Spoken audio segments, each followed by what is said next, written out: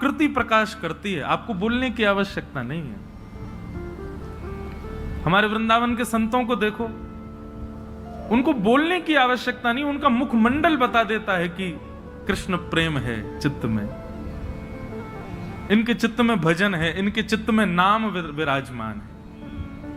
भक्तमाल जी में कथा आती है अंतर्निष्ठ राजा की, जो प्रभु के नाम को सदा अपने चित्त में छुपा करके रखता, कभी किसी को यह पता तक नहीं लगने दिया कि वो एक वैष्णव है।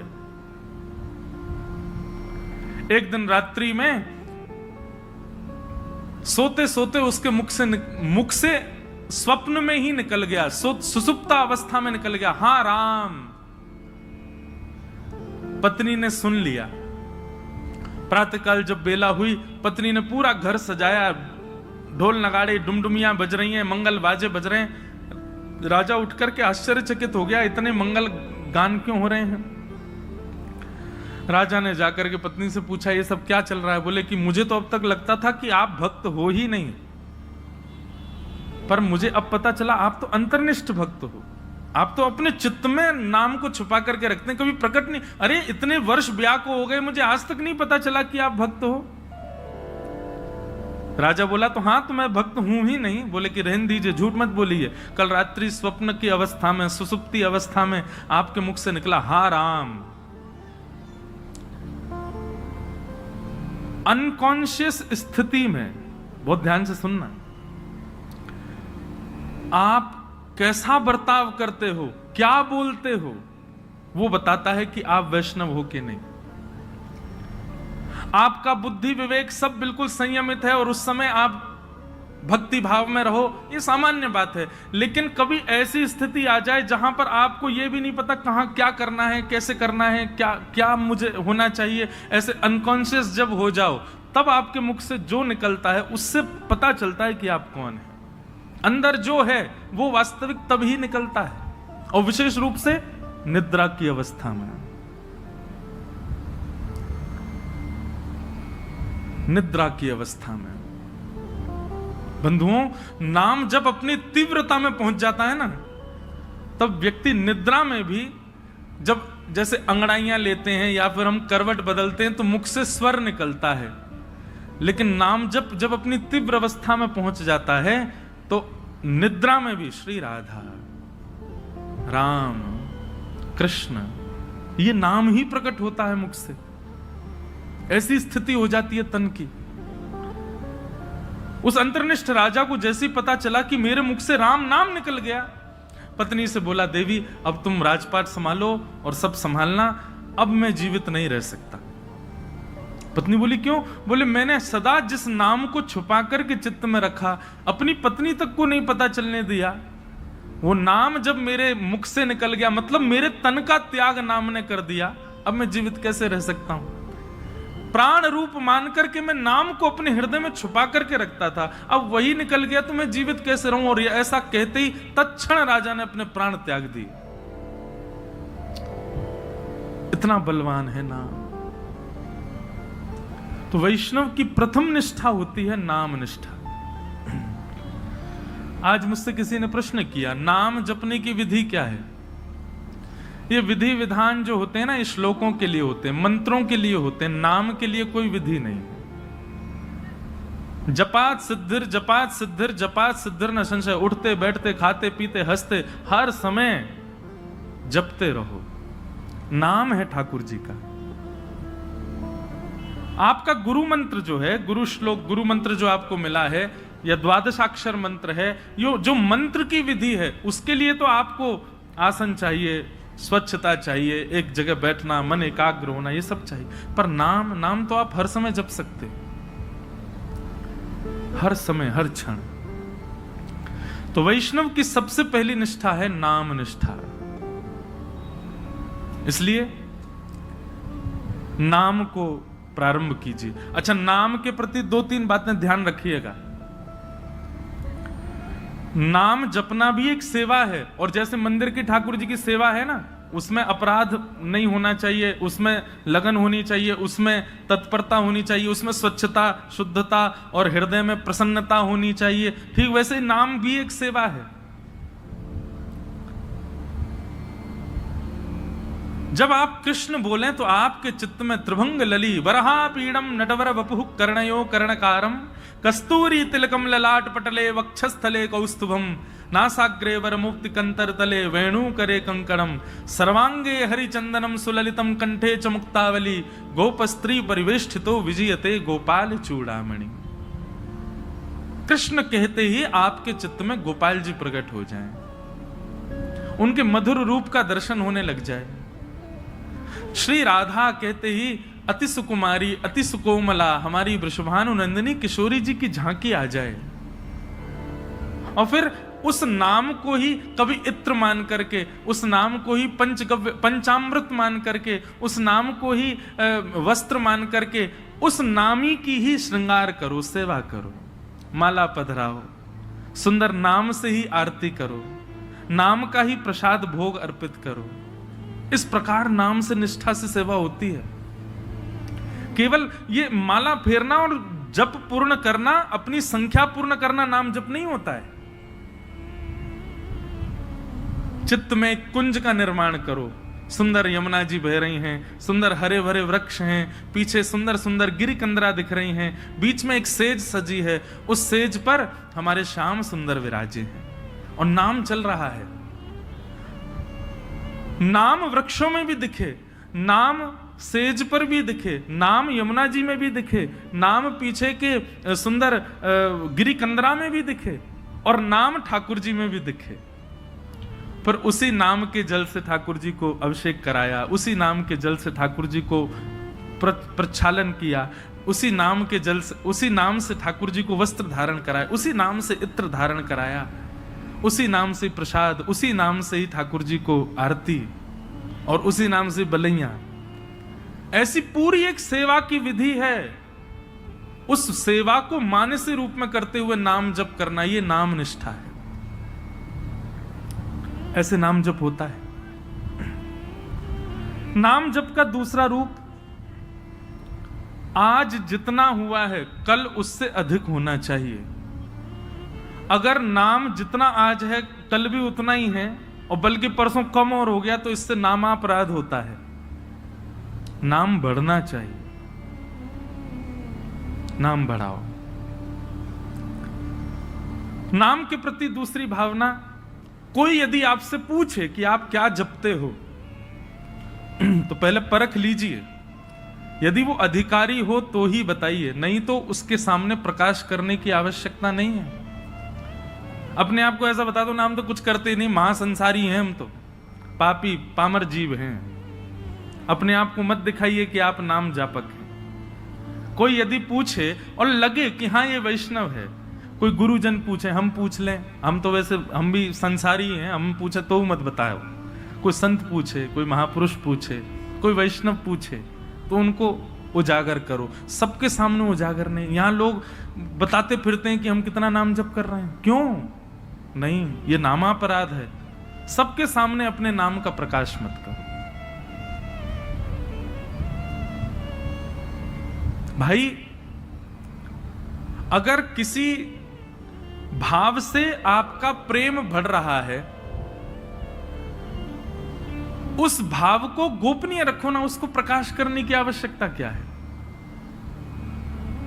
तो नाम में इस बात का ध्यान रखें कि अगर कोई व्यक्ति अयोग्य, किसी को मत मानो, लेकिन यदि आपको अनुभव हो जाए कि ये वैष्णव भाव में नहीं है, बस ऐसे चलते फिरते पूछ रहा है, तो उसके सामने अपने आप को मूर्ख ही घोषित करो। ये मत बताओ कितना नाम जपते, नहीं तो नामापराध होता है। तो सबसे पहली वैष्णव की निष्ठा होती है नाम निष्ठा। वैष्णव की दूसरी निष्ठा होती है तुलसी निष्ठा। उसके तन पर यदि तुलसी स्पर्श नहीं है, तो ठाकुर जी उसके हाथ से सेवा तो बहुत दूर की बात है, जल भी स्वीकार नहीं करेंगे।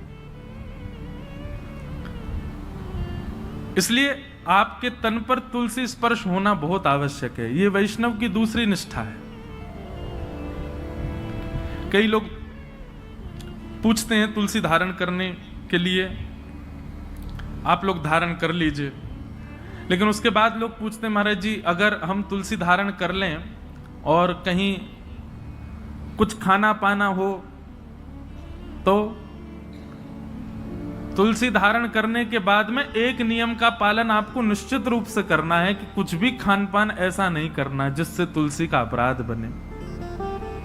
और यदि आपने कहीं गलती से तुलसी जी के धारण के पश्चात कुछ ऐसा खान पान किया है तो दूसरे दिन उन तुलसी जी को यमुना जी में पधराओ, आना पड़ेगा, भोपाल से वृंदावन ही आओ, तुलसी जी को पधराओ, क्षमा याचना करो, ब्राह्मण भोज कराओ, संतों के चरणों में प्रणाम करके क्षमा मांगो, फिर दूसरी तुलसी जी ठाकुर जी के चरणों में अर्पित करके फिर धारण करो, फिर ये वचनबद्ध हो जाना कि अब नहीं करेंगे।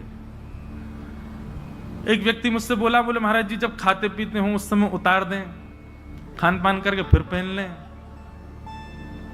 वाह, ऐसा नहीं करना है। मन में एक भाव आता है कि श्री तुलसी जी आपके कंठ में विराजमान होने के लिए अपने रूप का त्याग कर देती हैं। वो एक पौधे के रूप में होती हैं, वृक्ष के रूप में होती हैं, ठाकुर जी को सुख देने के लिए नवीन नवीन अपने अंदर पत्रों को प्रादुर्भाव करती हैं, ठाकुर जी की सेवा में जाएंगे। लेकिन आपके कंठ को सुशोभित करने के लिए और आपके तन के कल्याण के लिए वो अपने उस रूप का त्याग कर देती हैं, अपने आप को छिलवा देती हैं और उसके बाद माला बनकर के आपके गले में विराजमान होती हैं। इतना बड़ा त्याग तुलसी जी हमारे लिए करती हैं, हम उनके लिए ये सामान्य सी वस्तु नहीं छोड़ सकते। इसलिए तुलसी निष्ठा, तुलसी जी को धारण करो।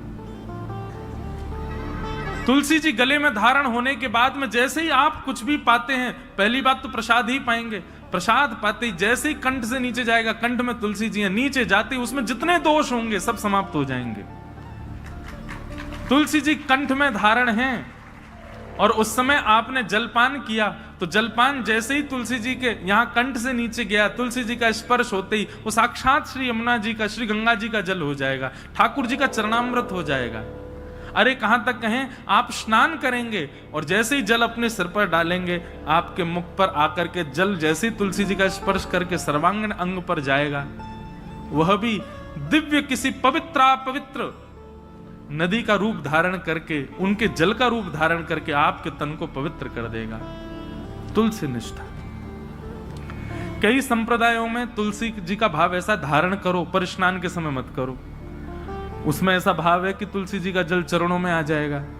तो सब संप्रदायों के अलग अलग भाव हैं। कहीं पर ऐसा भाव है कि तुलसी जी का जल तन पे जाना चाहिए तभी पवित्र होंगे। तो अपने अपने गुरुजनों की प्रणाली के अनुसार आप उसका कर सकते हैं भाव। कई मन में भाव रखते हैं कि हम शौचाचार के लिए जाएं तब तुलसी जी को उतार दें। आपके भाव के ऊपर निर्भर करता है, आपका भाव कैसा है, उस अनुसार आप उसका पालन कर सकते हैं। नहीं तो शास्त्र और संतों की आज्ञा तो 24 घंटे आपके कंठ में तुलसी होनी चाहिए। तो दूसरी निष्ठा क्या है? तुलसी निष्ठा। और तीसरी और सबसे विशिष्ट निष्ठा एकादशी निष्ठा। वैष्णव को एकादशी व्रत निश्चित करना चाहिए। एकादशी के दिन अन्न में पाप का निवास होता है और उसके कारण एकादशी के दिन, अब यहां पर भी एक बात आ जाती है, भाव की बात आती है। देखो, भाव प्राधान्य जब हो जाती है ना बात, तो फिर वहां पर नियम नहीं चल पाते। बहुत ध्यान से सुनिए सब लोग। अब हमारे राधा वल्लभी है और हमारे हरिदासी वृंदावन के, वहां पर अधिकतर एकादशी नहीं मानी जाती। क्यों? उनका भाव ऐसा है कि भाई ठाकुर जी का भोग है, कल हमने ठाकुर जी को भोग लगाया, वो अन्न था जिसको हमने भोग लगाया, प्रसाद बन गया। अब आज एकादशी है, हम उस प्रसाद में फिर ये कर रहे हैं कि नहीं आज एकादशी, आज तो हम उसको पा ही नहीं सकते। तो ठाकुर जी का भोग, उसमें एकादशी पर अन्न कैसे हो सकता है? हम प्रसाद को अन्न कैसे मान सकते हैं? इसलिए कहीं ये भाव उत्पन्न ना हो, इसलिए कई हमारे आचार्य चरणों की प्रणाली में भाव से एकादशी का नहीं नियम माना जाता। पर आजकल के मॉडर्न जमाने में करवा चौथ भी नहीं रखती कई माताएं। क्यों? अरे मेरा ब्याह हुआ, मेरा पति इतना फल फूल रहा है, उसके लिए मैं भोजन क्यों त्यागूं? मैं तो खूब रज रज के पाऊंगी। इसलिए माताएं पाती हैं। देखो कितना भी आप पाओ, लेकिन जब करवा चौथ के दिन कोई मां, कोई बहन अपने पति के लिए व्रत करती है, एक दिन के लिए किया गया व्रत वो शोभनीय लगता है, सुंदर लगता है, उसमें कोई पीड़ा नहीं, सबको अच्छा लगता, बल्कि माताएं सौभाग्य मानती हैं कि हम व्रत करें। और आजकल तो भाई लोग भी करते हैं पत्नी के लिए। अच्छा है, आप लोग ज्यादा एक्सपीरियंस्ड हो, हमको नहीं पता, लेकिन हमारे लिए तो भैया ये एकादशी जो है ना, हमारे प्रियतम के लिए ये करवा चौथ का व्रत है हमारा, प्रियतम के।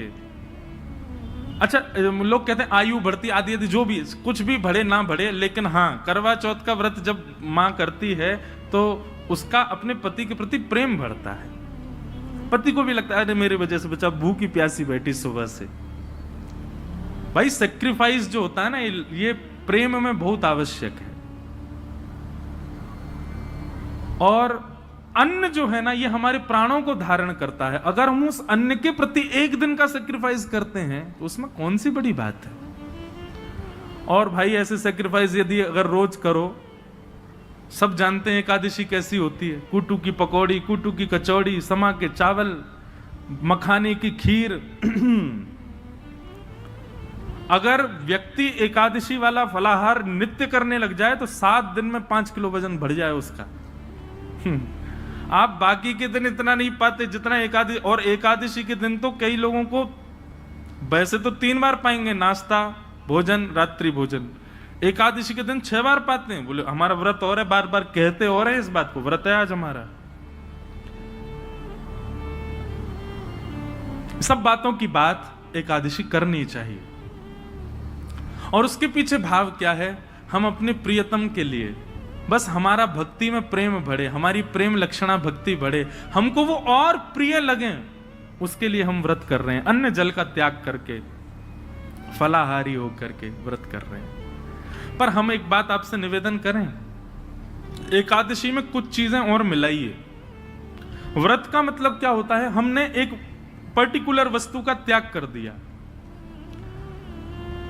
पर एक बात मेरे मन में कभी कभी आती है कि अन्न का त्याग करना कोई बहुत बड़ी बात नहीं है। आजकल के बच्चे सो करके उठते 12 बजे हैं और 12 बजे उठते हैं तो फिर भोजन पानी उनका ऐसे ही अस्त व्यस्त ही रहता है। आजकल के बच्चे एक समय ही भोजन कर लें वही बहुत है। तो भोजन का त्याग करना कोई बहुत बड़ी बात नहीं है। कई लोग बिना भोजन के भी निकल जाते हैं, बिना भोजन के भी रह लेते हैं। ये उस समय बड़ी बात थी जब और साधन नहीं थे, जब हमारे पास में टीवी नहीं था, हमारे पास में फोन नहीं था, इंटरनेट नहीं था, ये सारी आधुनिकताएं नहीं थी। तब मानव का एक ही काम था, काम करो भोजन पाओ, काम करो भोजन पाओ। भोजन ही सब कुछ होता था। उन कालों में उस भोजन को त्यागने के लिए व्रत की विधा बनाई गई। पर आज वास्तव में व्रत उस वस्तु का होना चाहिए जिसके बगैर आप एक क्षण नहीं रह सकते। उस वस्तु का व्रत होना चाहिए। तो कई बातें हैं। एकादशी में 2-3 चीजें जोड़िए। आप आज की तो निकल गई, अगली एकादशी आवे तो जैसे जो आपका अवगुण है, जैसे कई भाई लोगों को, कई लोगों के अंदर अवगुण आ जाता है। कुछ खान पान का अवगुण हो, स्वभाव व्यवहार का अवगुण हो। सब जानते हैं कि मेरे अंदर अवगुण क्या है। मुझे क्रोध बहुत आता है, मुझे इसके प्रति ईर्ष्या होती है, मुझे ऐसा लोभ होता है, मुझे इसके प्रति मोह है। ये जो आपकी दूषितताएं, उनका व्रत कीजिए। सावधानी से सुनो, सब लोग इधर देखो, कथा सुनो। अपनी दूषित वस्तु जिसके बगैर आप एक क्षण नहीं रहते, उसका त्याग कीजिए, तब व्रत माना जाएगा।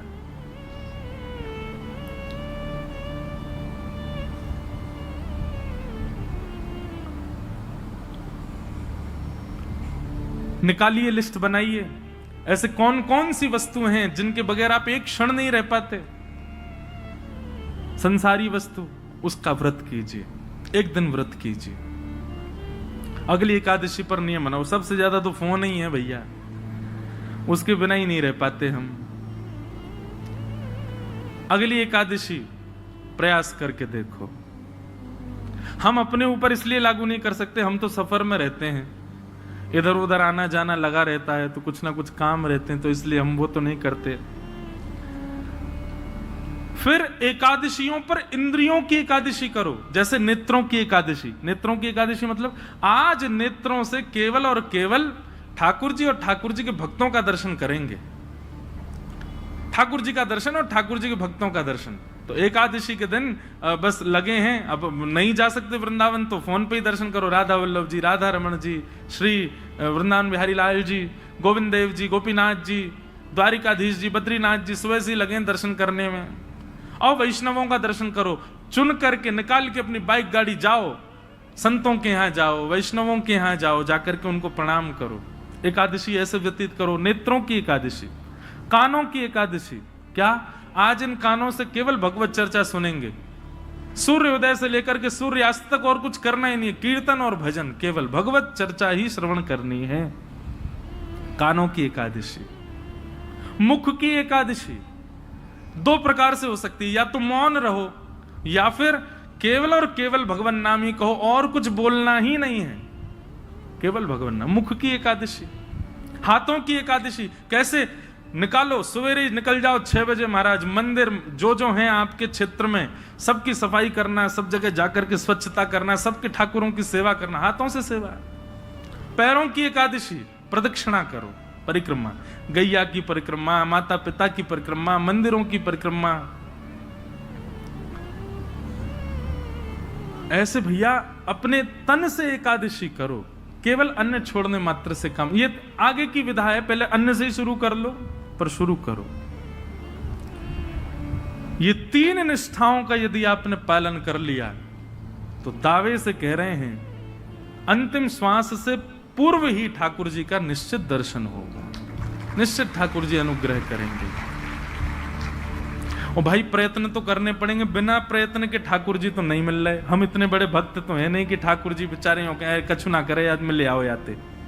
कछु तो करो, ऐसे तो कछु जीवन में लाओ जैसे लाल जी आप सो प्रसन्न हो, आवे आपके समीप। और एक बात मैं आपसे कहूं, पाव भाजी खा लो बाहर किसी ढकेल पर, 20 रुपए का मिल जाएगा। वही पाव भाजी 5 स्टार होटल में खाओ 500 रुपए का।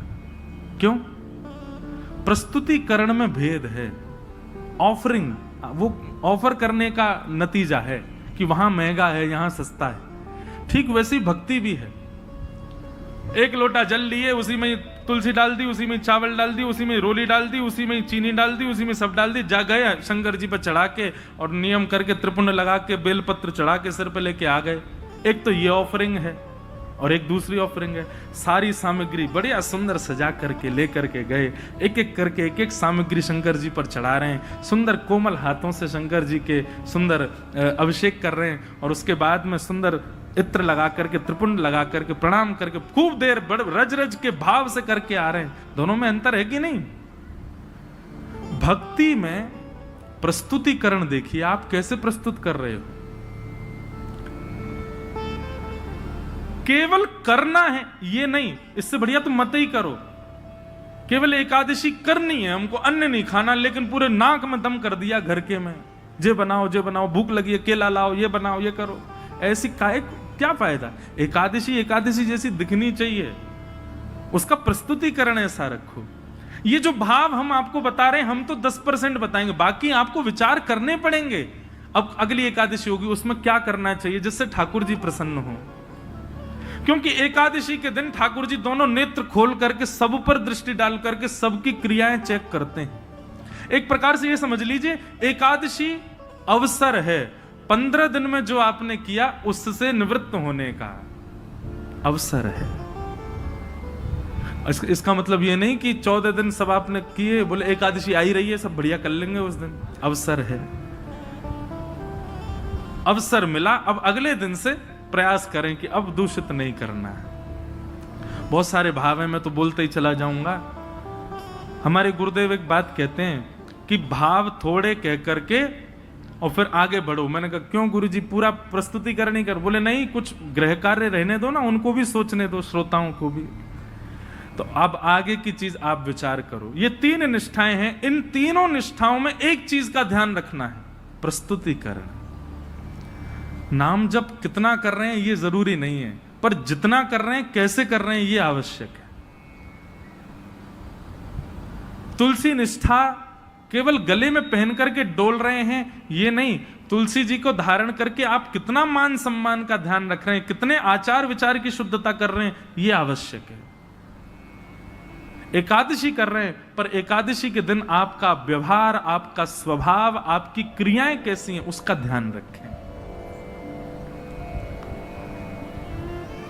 तो आज एकादशी है और आज हमारे वृंदावन के मुकुटमणि ठाकुर जी श्री राधा वल्लभ लाल जी को जिन्होंने प्रकट किया, ऐसे श्री हेतरवंश महाप्रभु, उनका प्रादुर्भाव हुआ, उनका प्राकट्य आज के दिन हुआ।